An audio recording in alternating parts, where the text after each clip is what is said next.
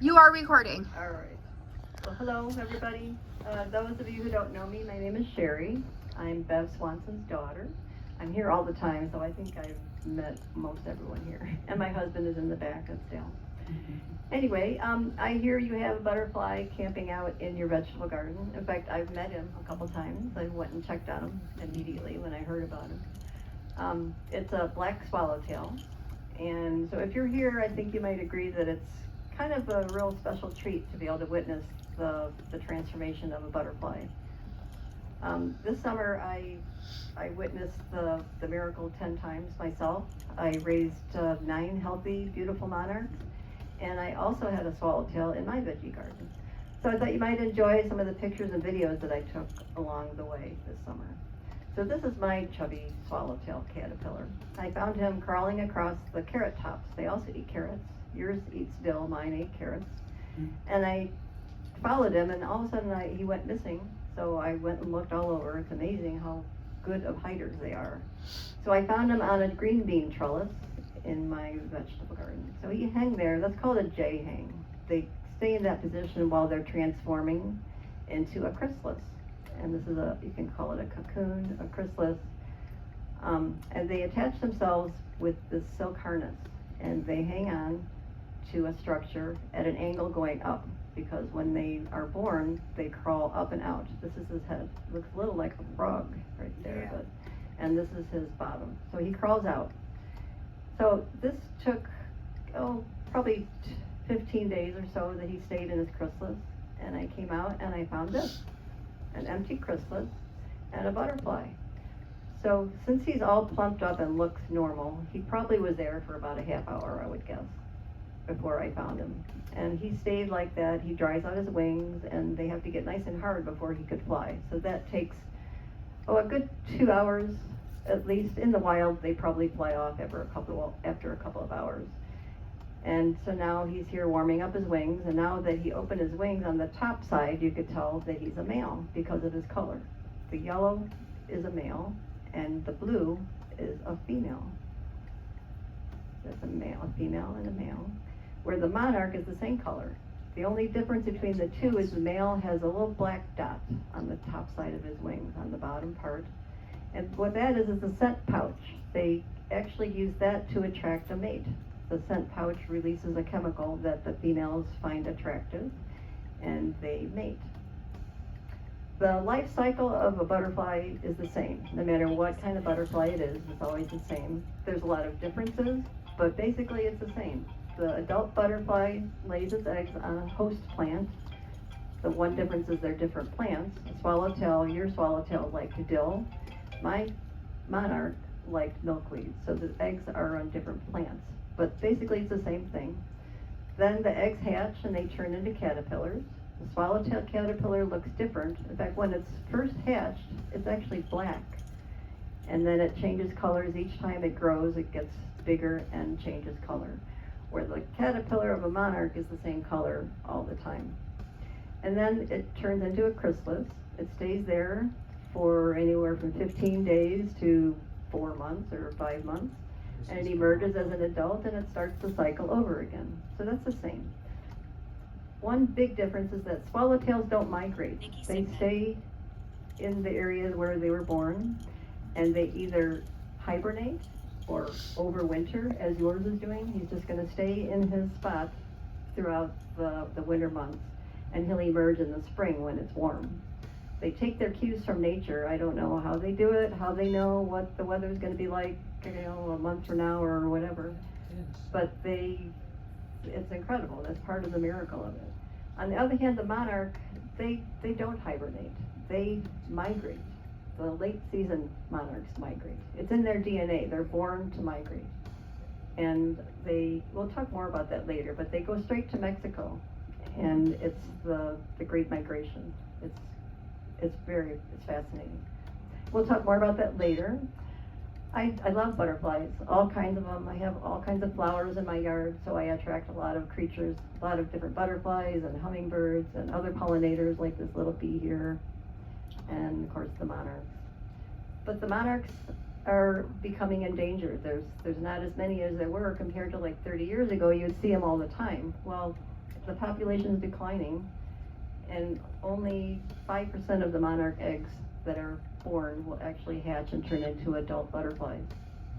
And that's, predators, the increased use of toxins like fertilizer, insecticides, and loss of habitat. Those are the main causes for the decline. So there's actually a movement to help the monarch population recover. I learned about it through a neighborhood friend who's very involved and has raised quite a few monarchs. So she told me about raising them in enclosures and releasing them after they go through all of their growth cycle. So I was interested. And I started paying attention. And the monarch breeding starts in March. And they lay fertile eggs from March through September. So if you see a monarch hanging around, this is my milkweed plants. This is my vegetable garden, and it's been taken over by the milkweed, because they are weeds, and they take over, but I let them because it's cool. So here she is there. She's laying an egg right now on the underside of the leaf. Mostly they do that on the underside, but sometimes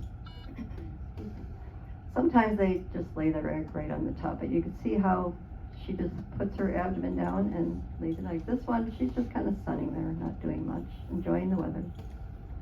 So I was excited. I just saw these eggs. I checked after I videotaped this, and I went looking, and sure enough, there were dozens of eggs out there. I was like, whoa, I couldn't wait to see the caterpillars. So the next day there weren't any. I'm like, oh my gosh, I guess that's true. They really do get eaten. So then I decided, okay, I'm going to get involved, and I brought 7 of them in my house. I got the enclosures from Amazon. I got a little system all set up, and I raised them from egg to butterfly. And that takes about 4 to 5 weeks per egg. So if you start them at every 2-week intervals, you could be doing this all summer long, which I pretty much did. And it's a big commitment. I actually had to have a babysitter come and take care of giving them the fresh milkweed and making sure that they were okay when I wasn't there. So it was a big commitment. So I decided I wasn't going to raise anymore. I was going to stop. Well, then I discovered a baby caterpillar. I couldn't let him get eaten, so I put a mesh enclosure around him. I built him a little fort here. I put a little hydrangea bush in there. I made it all nice and cozy for him. Well, I raised him outside, and I fed him. Well, no, actually he fed himself, which was nice, and he was safe in there. And this is where he built his chrysalis in this hydrangea bush. So here it is, and then he emerged as a butterfly in the bush. That was fun. Here's what a butterfly egg looks like. This is a monarch egg. It's about the size of a pinhead here. And if you look at it magnified, it's the shape of a football. It's kind of oval. And when it starts to get dark and you see a black tip that's getting ready to hatch, this is actually the caterpillar's head that's going to come out first. So here he is as a newborn. He comes out and immediately eats his shell. That's a very nutritious meal for his first meal. And then he goes from the egg to the leaf. And now notice how he's starting to get some stripes, and he's getting a little bit bigger. Look at how tiny he is. So they double in size within 24 hours, and that's called an instar. Every time they grow in a spurt, it's called an instar. And there's 5 instars for both swallowtails and monarchs. They're different colors. Like the monarch, it stays the same color with the black, yellow, and white stripes. But the swallowtail starts out black and then turns, he's got some pretty blue stripes, and then this is what you've seen. And there's actually 5 instars that they are all showing here. So when they go through all of these growth stages, their skin doesn't grow. So they actually outgrow their skin, and they have to molt. And this is a picture of them molting. Here's his head. And he attaches himself to the leaf and actually crawls out of his skin, leaving the old skin behind. And then he turns around, here's his head, and then he eats the skin. Sounds gross, but it's actually very good for them. It's very nutritious, the skin they leave behind. And this is, I call them the twins, these two. They were born in the same flower head together, and they went through all the stages of instar together. So they grew up together, so it was really kind of fun. And you'll see them referenced as they're growing through the presentation. I'm gonna have twins written on whenever you see them. This is the enclosure that I set up. The littles, they could share a leaf. They don't take up a lot of room. They don't get in each other's way. Look at how tiny they still are. And they're nibbling. They don't eat a lot yet, but they will. They're getting a little bigger here, there's bigger chunks missing. That's how you know when you look at your milkweed plant whether you have caterpillars. You see big holes in the leaves. And that's how I know all the caterpillars were getting eaten, because I would find holes but no caterpillars. So what I found worked out was I used a floral tube and put water in it and put the stem in there, and it kept the leaf a little fresher for a little longer. And it also served a purpose to keep the leaf upright. My husband invented this little holder for the floral tube so that you could put it in and hold the leaf upright. So this way the caterpillars can climb around, not be climbing all over each other on the bottom of an enclosure. And then also, besides eating a lot, they poop a lot. And the poop is actually called frass. So the frass gets all over the bottom of the cage, and you have to clean it. You have to keep it clean. Every day you have to clean that, because it breeds bacteria, and it'll make the caterpillars sick. So a clean enclosure is important. So while the caterpillars are climbing around and the poop is falling down, they're very happy. And they're separated so they aren't in each other's way. And now they're getting big. I think they're sweet. I think they're really cute. Look at him just munching away. Munch, munch, munch. And in fact, my daughter, she's terrified. She thinks they're just terrifying. My grown daughter, you'd think that she wouldn't be afraid of a little caterpillar. But I send her pictures, and she was like, please, Mom, no more pictures. So I didn't share my hobby with her anymore. But they can't see very well. They're nearly blind, so they go by smell and other means. So if there was another caterpillar on this leaf and it was in the way, it smelled like milkweed, because they eat milkweed.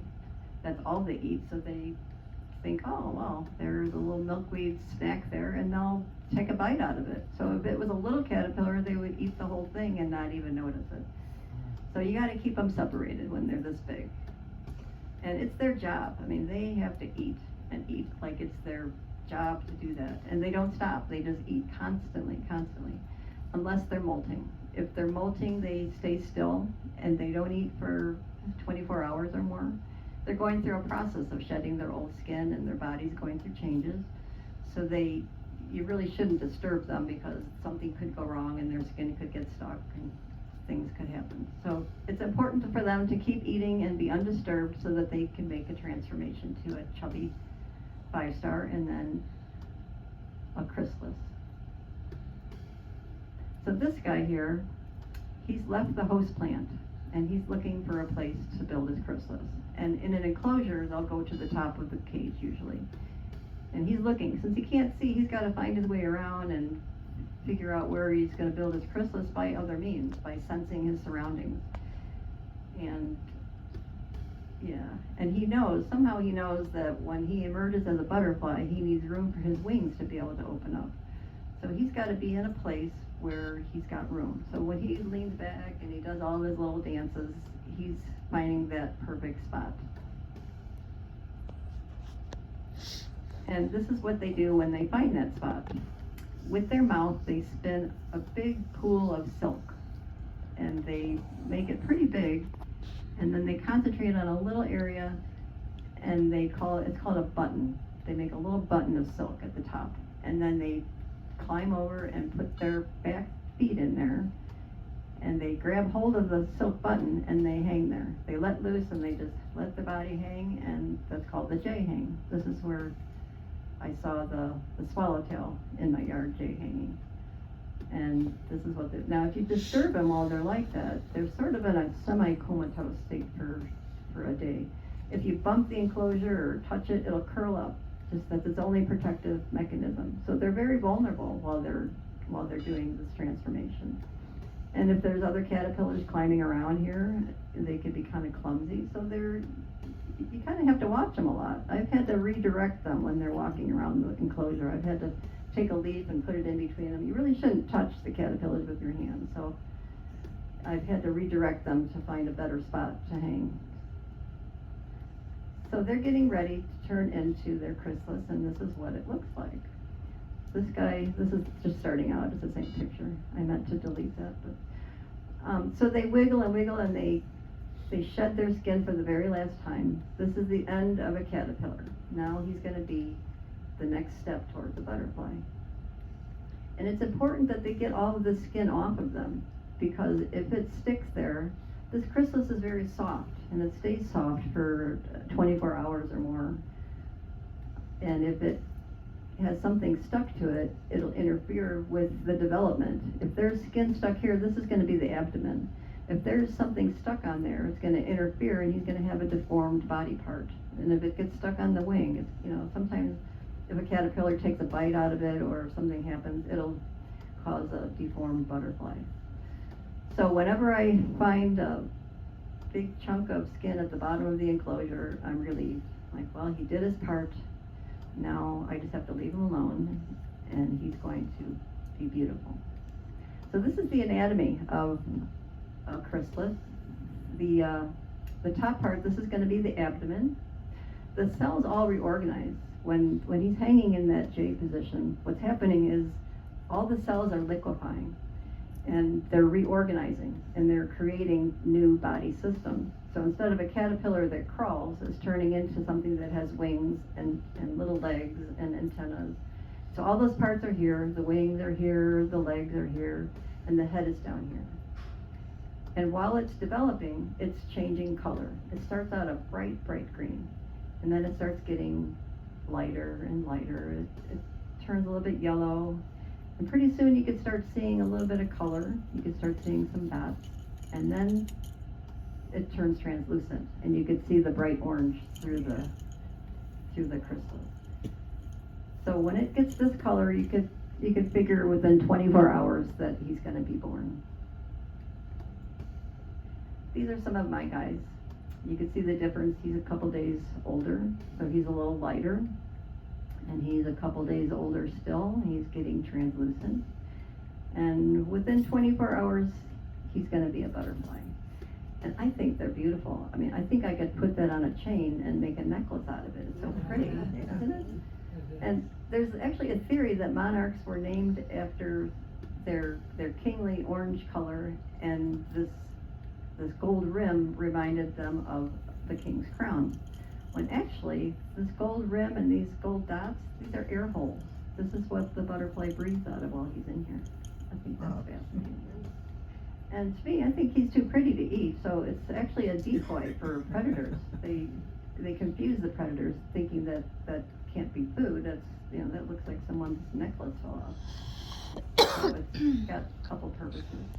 So this is what the butterfly looks like. Of course, I missed it. They do this on purpose. They're born really early in the morning, usually.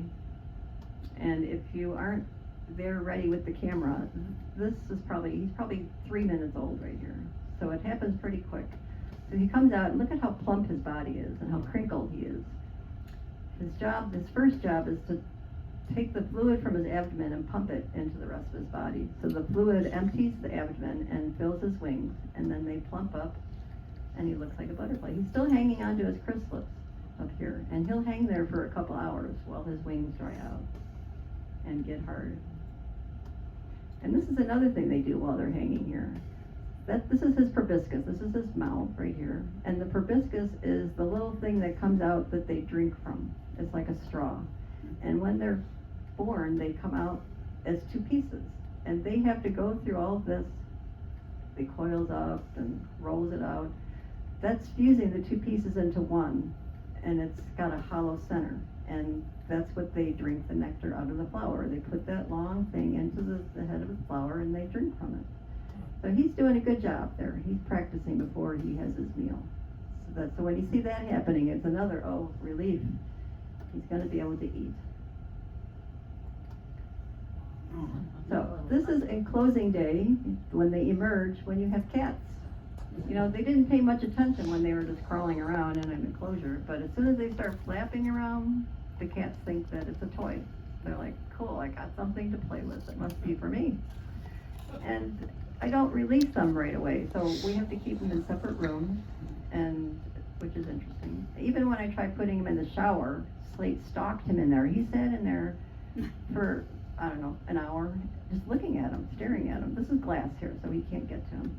Then I put him outside. I'm like moving him around the house because I needed to use the bathroom. Then I put him outside. There he is, staring at the caterpillar. And this is Callie. She wasn't quite as aggressive, but very interested. So I found that kind of funny. Nature in all ways, you know.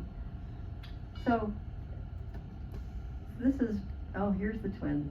This is their release day. They started out as newborns together, and they shared a leaf together. They went through all of the stages of growth and molting and chomping caterpillars, and they were born within 3 hours of each other, which I thought was cool. So here's the big brother stretching his wings, trying to be patient, waiting for the little one who's hanging here, drying out her wings.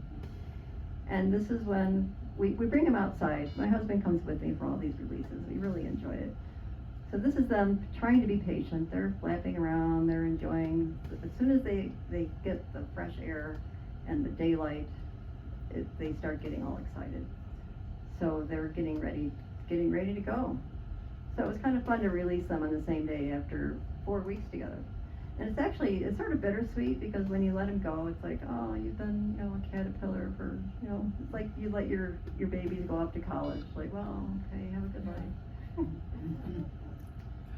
So this is one release. Every release is different.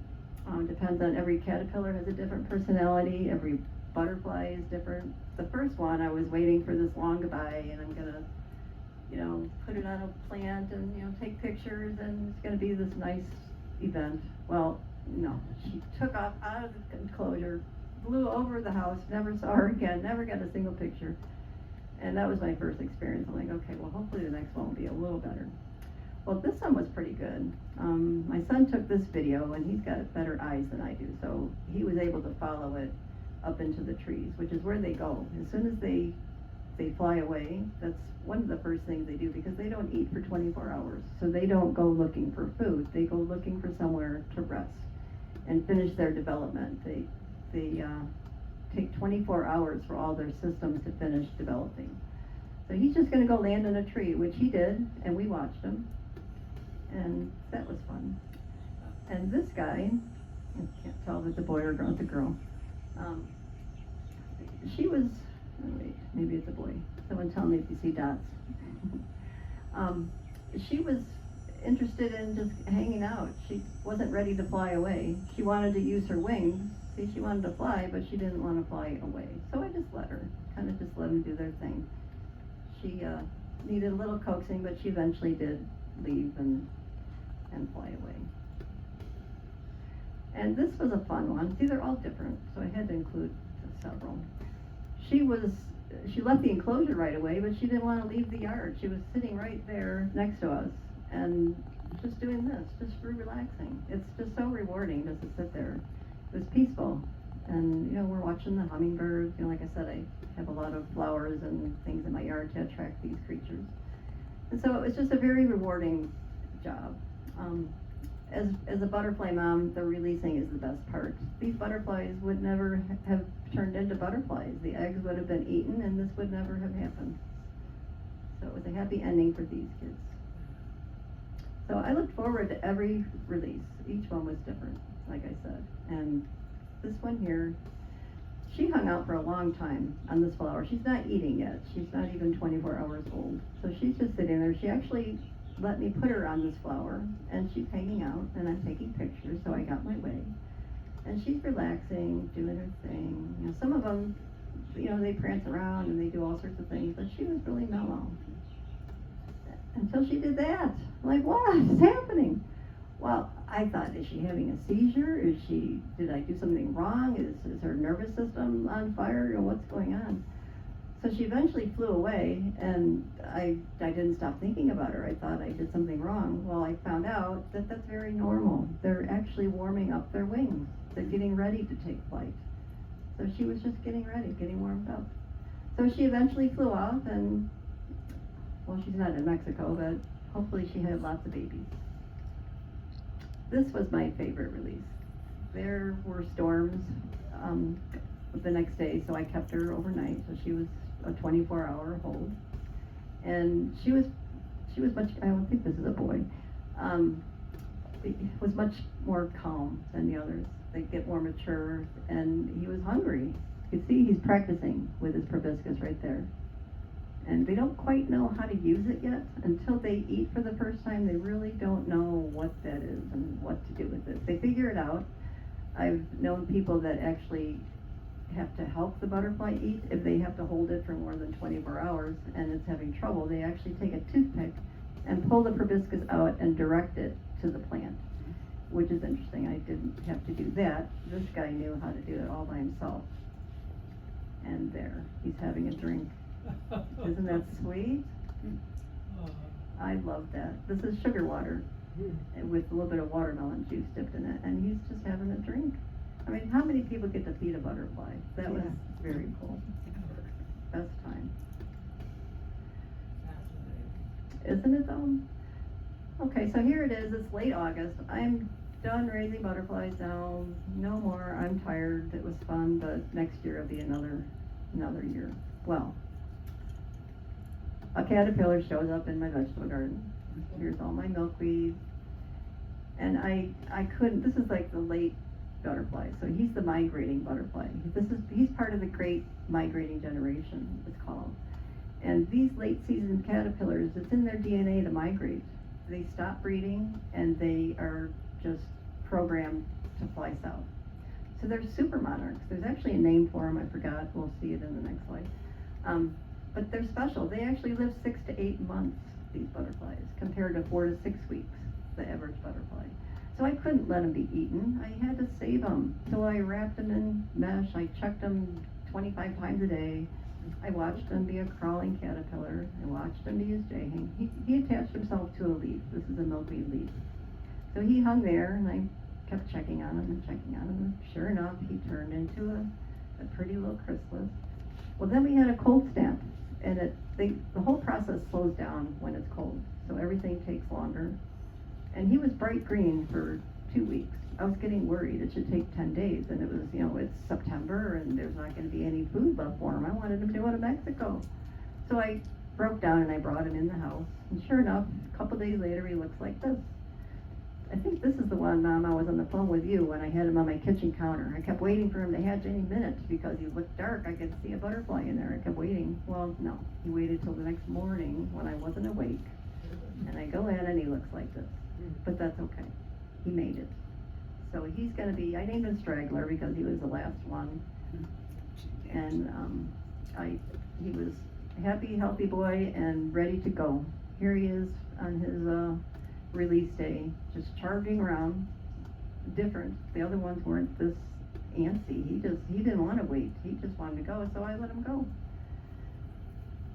So he's going to be a migrator. He's hopefully in Mexico now. And not all the monarchs that are late season migrate, just the ones in the middle of the country here in the Midwest region.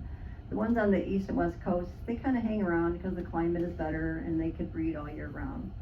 And the ones here, they either go to Florida and then some of them go to Mexico. But we don't really know. It's like a mystery how they know where Mexico is and why Mexico. Nobody understands it. It's like a mystery. And it's incredible. I'm just dazzled by the whole thing. There's a video I've got that I'm going to show you that it explains the Great Migration, so I won't go into it here. But I hope I see Straggler's relatives come back on the return trip. I hope I see his great-grandchildren someday. So here's a video of the Great Migration. It's about 5 minutes long, and it's beautiful to watch. So just enjoy the show.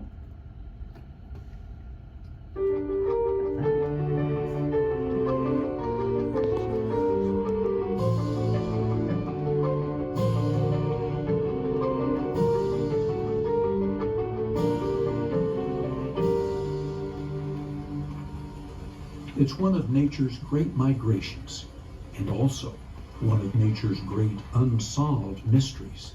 Millions of monarch butterflies journey to the same place every year, some traveling more than 3,000 miles to get there. But it's also a place where none of these butterflies has ever been before. However, before we could fully appreciate their Herculean travel odyssey, we had to first discover where it was they were going. These distinctive orange and black butterflies, the monarchs, are seen over large swaths of the United States. But every winter, they disappear, and we had no idea where they go until 1975. And then we discovered they were vacationing in Mexico. Right here, this is one of the reserves, Rosario. It is magical here.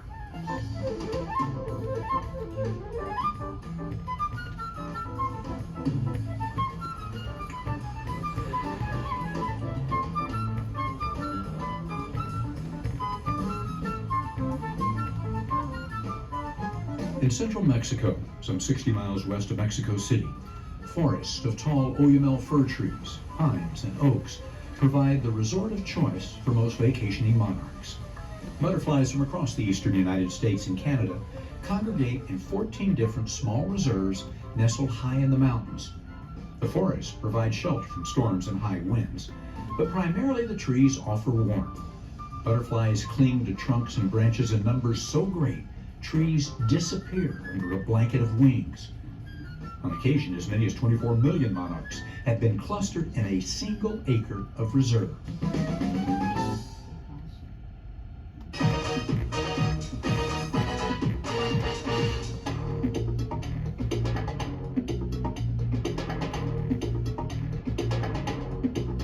Standing in the reserves, it can seem as if you're viewing an endless sea of butterflies. And the numbers are impressive, ranging from 70 to 100 million in recent years. But that's a fraction of the estimated 1 billion monarchs wintering in Mexico in the 1990s. Storms, extreme temperatures, habitat loss, pesticides have all played a part in their decline. And yet they persist. This great insect migration is even more impressive and mysterious when you realize we have no idea how they know where to go. The monarchs here in Mexico are called the Methuselah generation, living 8 to 9 months, or the equivalent of about 600 human years. Born in the United States and Canada, none have ever been here before.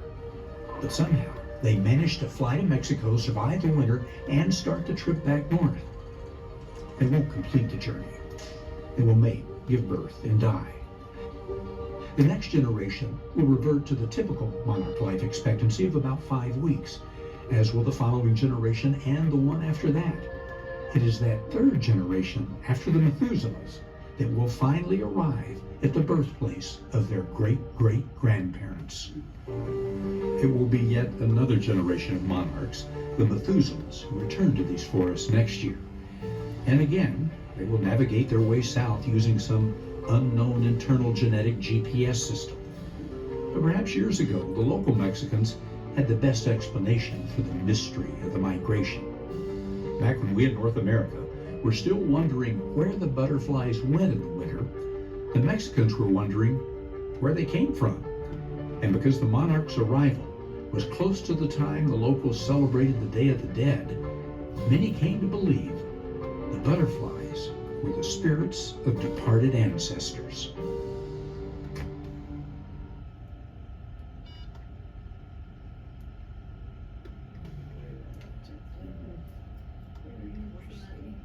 That was worth the effort that you put into getting this to work. Very nice, very nice. Well, so that's all I know about butterflies. Does anybody have any questions? Jump in the microphone. Okay. Does anybody have any questions? Yes, sir. Why do you suppose they're such a bright color when one would hope that something would be the same color as the terrain to avoid predators? Why are they orange? Well, that's a good question, but I could guess. As caterpillars, they're bright, and one of the things that deters the predators, some of them, is they eat milkweed, and the milkweed is toxic to other, like a bird that eats one probably won't eat another one. So they learn the hard way. So I don't know if it's the same with the monarch. I know that birds will grab one out of the air, but it could be that they've got a reputation for being not tasting very good. That's my guess. It's not a scientific answer. Anybody else have any questions or comments or anything? Okay, well, So thanks for, many, we don't know where to start. Presentation was fascinating, thank you. oh, well, Yes, you're they're very welcome. nice. I enjoyed meeting your caterpillar. Did anybody name him yet? Your chrysalis that's out there, your swallowtail? You name everything. Yeah, I do. Usually 2 names. Well, you should name him. And in the spring when he comes out, hopefully you'll get if he sits there for a couple hours, you don't get very long. So once he emerges, you're going to have to run and go there real fast. Or get a picture. Someone get a picture because it's special. When you see them hanging there from their chrysalis, it's really fascinating. So I hope you get to see yours. What stage is that butterfly at? The one in your yard here? Uh-huh. He's a chrysalis, so he's gone through all of the instar stages as a caterpillar. He's not a caterpillar anymore. And he's going to emerge from his chrysalis as a butterfly. So he's in transition. His body is morphing into a different creature. How they long always should it emerge? take from, I'm sorry? until this butterfly emerges? How long will it take from now till then? Well, your butterfly decided that he didn't want to fly away right now because it's going to get cold and there won't be much food available. And they find that out based on, how long of a day we're having, the daylight hours, the temperature. They take cues from nature to decide if they wanted to just stay put or if they wanted to emerge. So And- will they winter over then? Yep, he's going to stay right there all winter long. Now sometimes, swallowtails, sometimes they just do their own thing.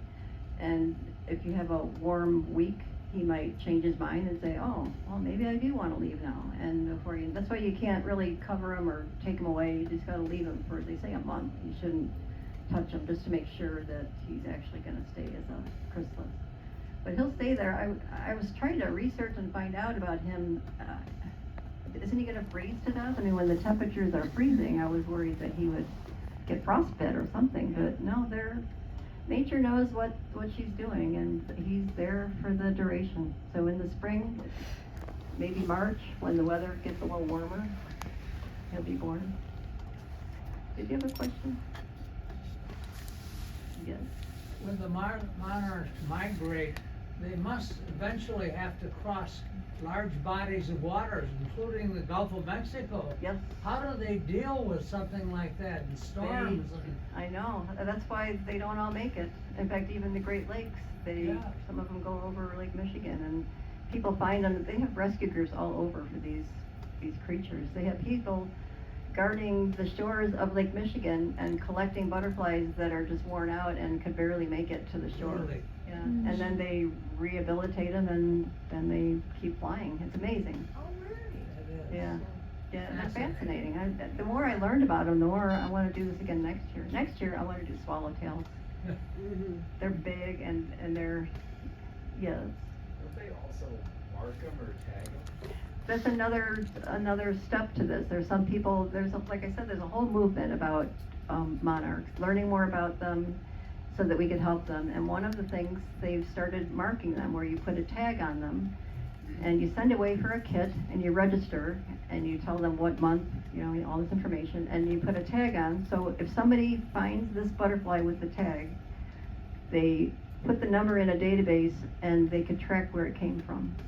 So they're actually trying to figure more about how they migrate, where they come from, and where they go. So I'm going to participate in that. You have to plan ahead. I have to, apply for the little tags early in the year. So Do they have stations any place?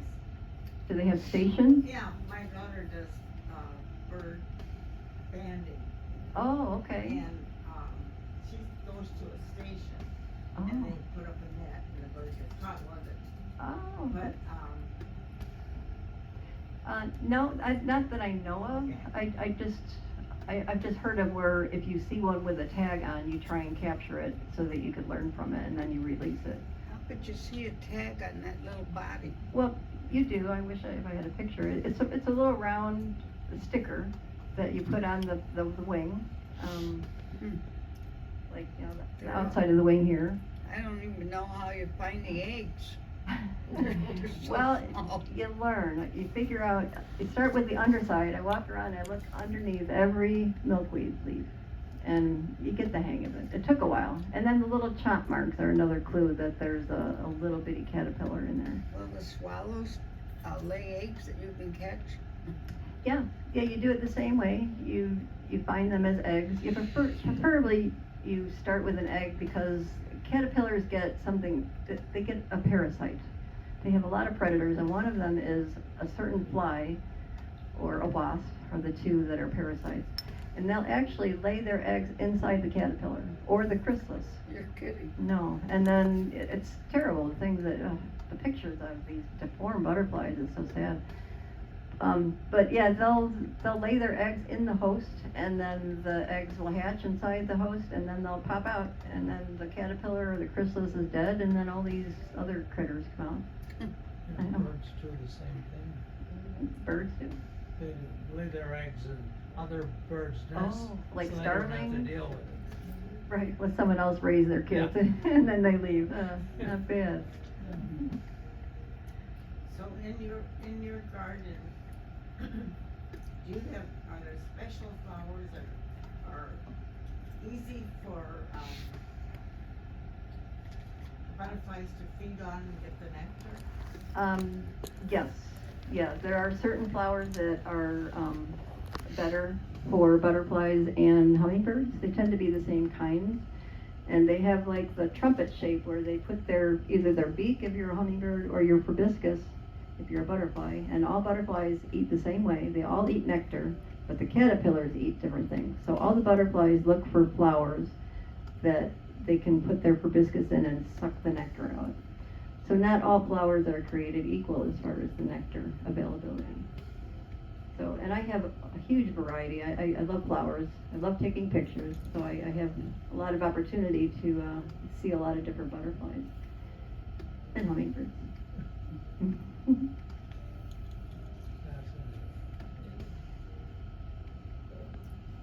So another thing I heard about the, this is my pointer's not on, the swallowtail.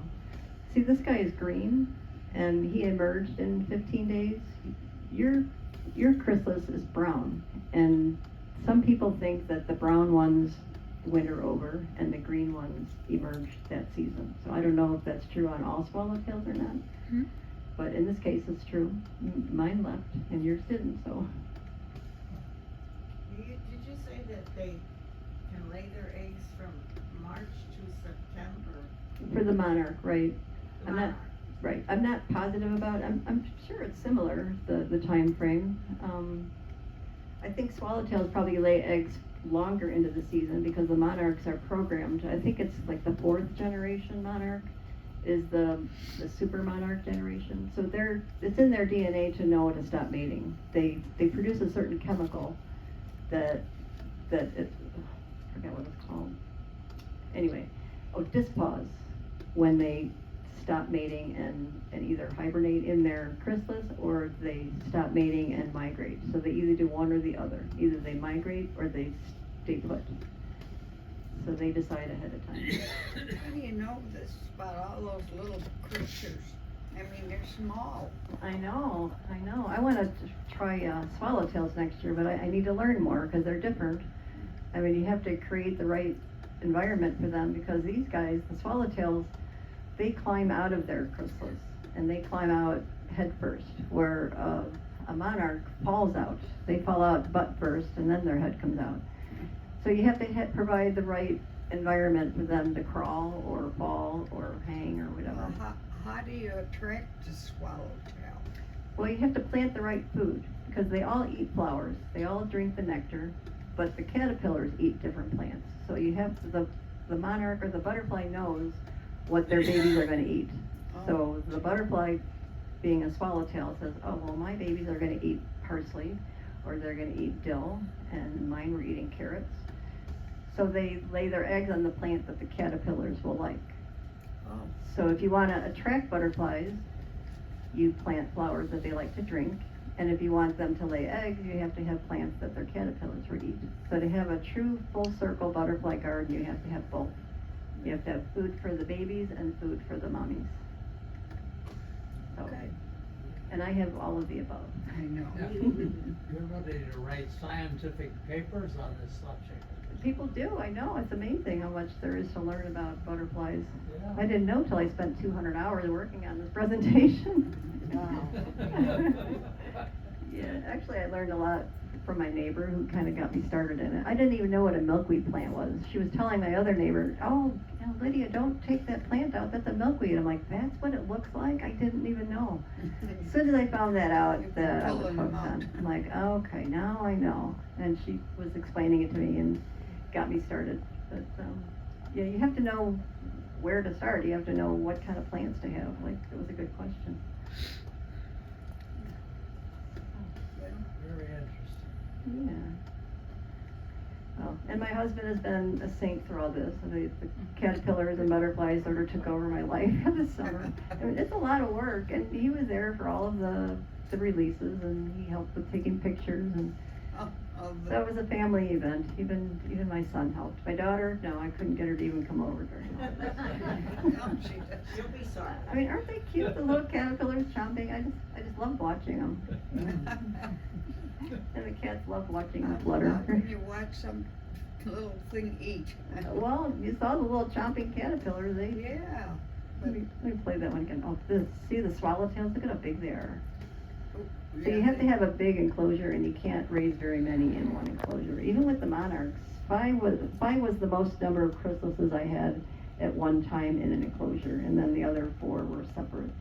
But that was a lot, because when they're looking for a place to jay hang and they're chopping around, if they're on top of each other, someone's going to get hurt. So it's not a good idea to crowd them. Oh. And with these guys, they're little monsters. They're huge, but they're so beautiful. But they need different treatment, so I have to do a little more learning. Some people go into this and they don't really know what they're doing, and I've heard horror stories about they run out of milkweed. Well, you can't just go pick any milkweed.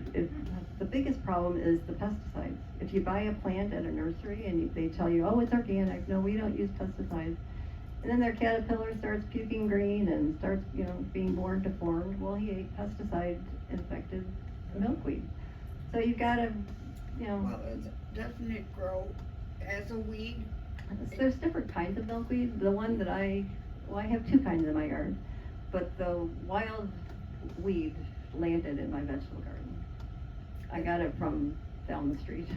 And now I've got like 5, they're huge. The leaves are big, everything is big. And the other kind I have, the leaves are real skinny, and they're different. What's that dark blue? Is that a swallow? This is a swallowtail, and this is actually the flower that the milkweed makes on this kind of milkweed. The other milkweed is much prettier, the flower head. In fact, I didn't even buy the plant originally to grow monarchs. I grew the plant because I liked the flowers, and the butterflies ate the flowers. Well, little did I know what a milkweed plant was for, and they actually eat the flower and lay eggs in the plant. So that's kind of a good plant to have, but they're not very attractive. I mean, they're really kind of gangly, the wild milkweed plant. Yeah. Yeah, look at how big it is. Oh, and this is what I was doing when I saw that swallowtail. Well, not this, but I was checking on the one in the enclosure, the super monarch who was born in late August. I would go there and check on him, you know, a bunch of times in the day. That's how I happened to be there when he was emerging. Otherwise, you miss it. If you're not there, you know, at the right time. And I swear they do it on purpose sometimes. They wait to do their thing when you're not looking. They're not stupid. They're like, leave me alone. Yeah, I even gave them a little shade here because it was during the middle of the summer. It was real hot. And did you crochet a little hat? Yeah, Little I bonnet had for 'em. a sunbonnet.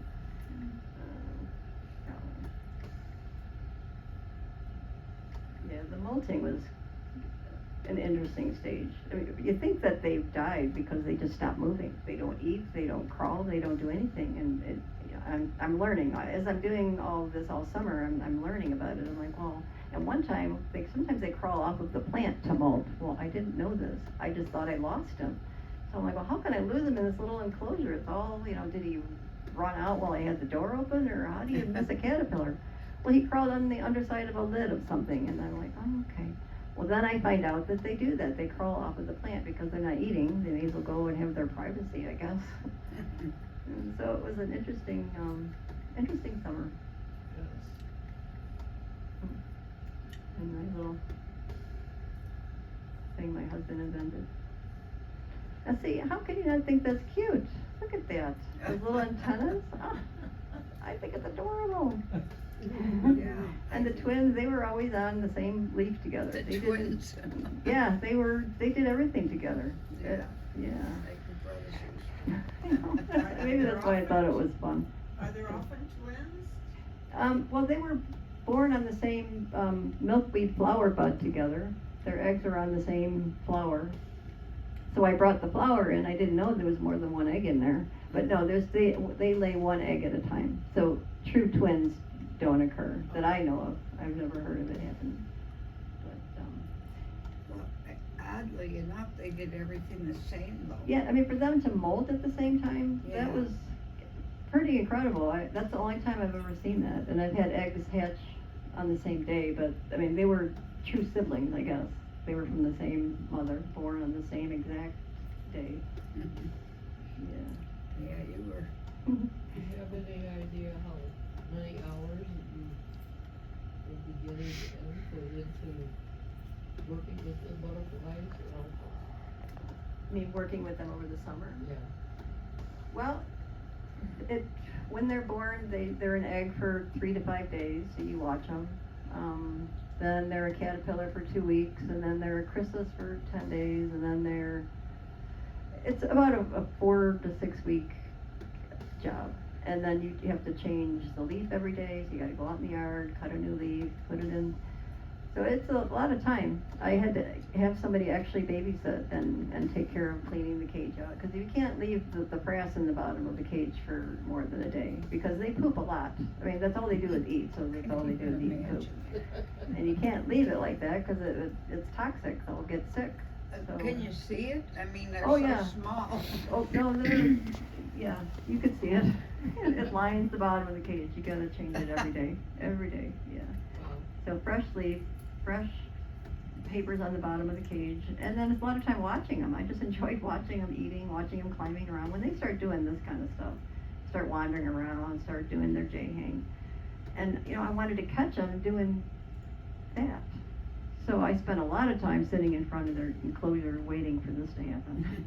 And only once, it's the only time I caught them doing that. And the actual closing, where they actually emerge, I did see that a couple times because I knew that it was coming pretty soon. It's amazing. This part is fascinating. I mean, then they start dancing around, and it's just hard to believe that funny-looking thing Yeah. turns into a chrysalis that turns into a beautiful butterfly. It's a miracle. It's just, nature is just miraculous. Mother Nature's wonderful. It is. So next year, tune in. I'm gonna do swallowtails.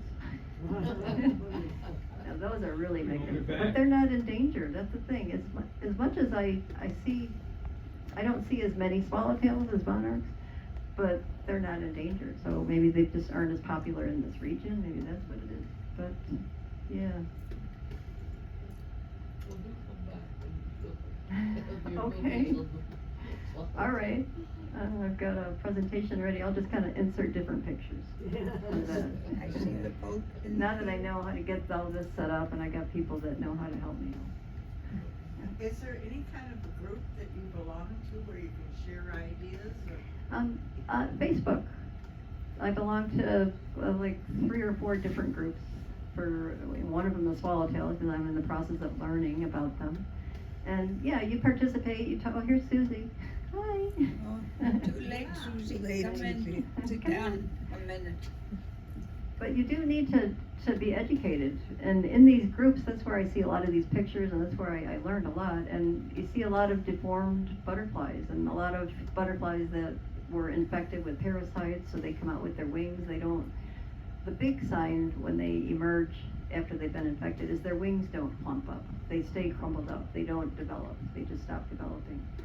And sometimes they don't emerge at all and they just turn black and die. And so many things could happen that every stage of this, every time the next stage happens and they're still healthy, it's like, phew, okay, we made it. So 9 and 10 counting the swallowtail.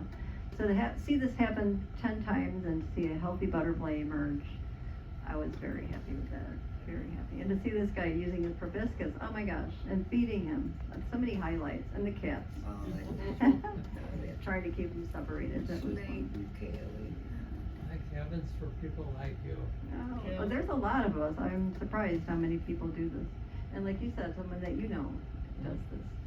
I had no idea until a year ago that this actually. She's got a wooden cage like this big, and she had like a whole bunch of crystals hanging in there. Really? And they were all kind of due to come out. She knew it. She let them out, and they would land on us. It was pretty cool. Oh, so you were there when they were emerging. Yeah. That's cool. Yeah, more than one at a time. I've only had that one. She's in science. She does this all over the place. Oh, okay. Well, that'll be me one day. I'm gonna have a whole enclosure full of chrysalises. Right. I'm gonna build an enclosure outside. Okay, are you listening, honey? Because you're gonna help me. Oh, he doesn't know that yet? No, I haven't talked to him about this yet. He might have an inkling though. Yeah. Did you say that they eat the chrysalis? No, the newborn caterpillar will eat the eggshell. Will eat the what? Will eat its eggshell. That's the newborn caterpillar. Okay. But there are predators that will eat the chrysalis. If you leave it out in the wild, and if you leave the enclosure outside, this is the reason I don't leave them outside all the time. I do leave them outside during the day when I can, just so they get nature, they get the sense of the sun and the weather. But if you leave them outside, these enclosures aren't designed to be outdoors. They aren't sturdy enough, and mice will eat right through the mesh. Raccoons will eat right through it, and then, that's a nice little She snack. had a little wooden box. Maybe somebody made it, and the crystals would be hanging from the top. Okay, yeah, if it's a wooden box, then it's more weatherproof and meant to be outside. That's, yeah, you have to, I don't know if they sell those.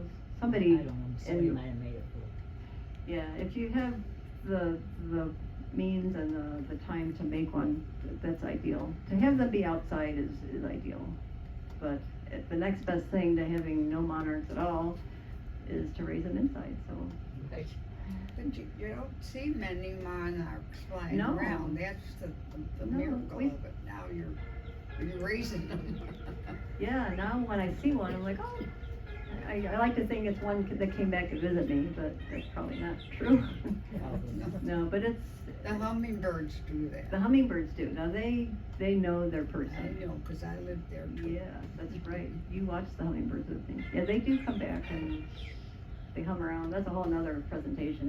Anybody want to hear about hummingbirds? Yeah, I feed those too. They're interesting. Did you ever see the hummingbird? They're like a bug. The Yes, I crashed my presentation. I put a video in I here. had them one. At first we thought they were like a baby hummingbird, but they weren't. They were the hummingbird. Is a The little hummingbird bird. butterfly. Yeah.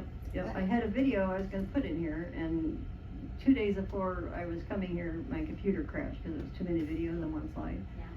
But it's fascinating. They even make a buzzing sound because their wings are Yeah, fluttering. they do. Yeah, I they're only had little. They're one like a year, moth. One season. Yeah. It was cool though. And they go through the same cycle of a butterfly. I mean, they're an egg, they're a caterpillar, they're a larva. The caterpillars are really cool looking. Some of the caterpillars, they have faces, they have eyes that go on and on. Right. Swallowtails have They interesting smile, caterpillars. too. Now it's Yeah. love caterpillars, right? Oh, well, now that you know the caterpillars can turn into a butterfly, I'm not gonna smash any more of them. Yeah, in fact, I started having a fit because we put fertilizer in our grass. I'm like, wait, my caterpillar's here. That was when I had the cage set up outside, the enclosure outside. So I had to talk with the lawn guy. I'm like, just stay away from that. Don't spray over here. Protect it, mama. Well, they like the wild the best for this. Pardon me? They like it in the wild the best. Yeah, it'd be nice to have an outdoors one. Yeah. But in the meantime, the cats enjoy it, and then my son will come over. I'm like, Delta, come look at my caterpillar. And he didn't mind looking at my caterpillar. You just He's I just, send my mom pictures. Here, look. yeah, I know. He's just not as you are. Yeah, a little bit more than. No. Is that little one, is that a chrysalis? It's not very big. Where? Right, hanging over that what? Oh, well, he's hanging on an empty chrysalis. But there's that white one that's hanging down. There, he's hanging on it now. This one here? Yeah. Oh, here. Oh, yeah, you're right. Yes. That's, see, this is the danger of having too many chrysalises in one enclosure. Because they get clumsy. They're getting anxious. They're stomping around. They want out. And if there's someone in their way, I was getting worried that he was going to knock him off. And if he was just recently formed, he's still soft. And if he was to knock over a fresh chrysalis, he would do damage to it. The butterfly wouldn't, he might not recover. So, yeah, 5 was my limit. I stopped at 5, and then the last 2 were, oh, I can't leave that caterpillar on the plant. So they were bonus caterpillars. Well, it's been fun presenting and talking to everybody about my butterfly adventures. Yeah, thank you. Yeah, thank you. Thank you. Thanks for sharing.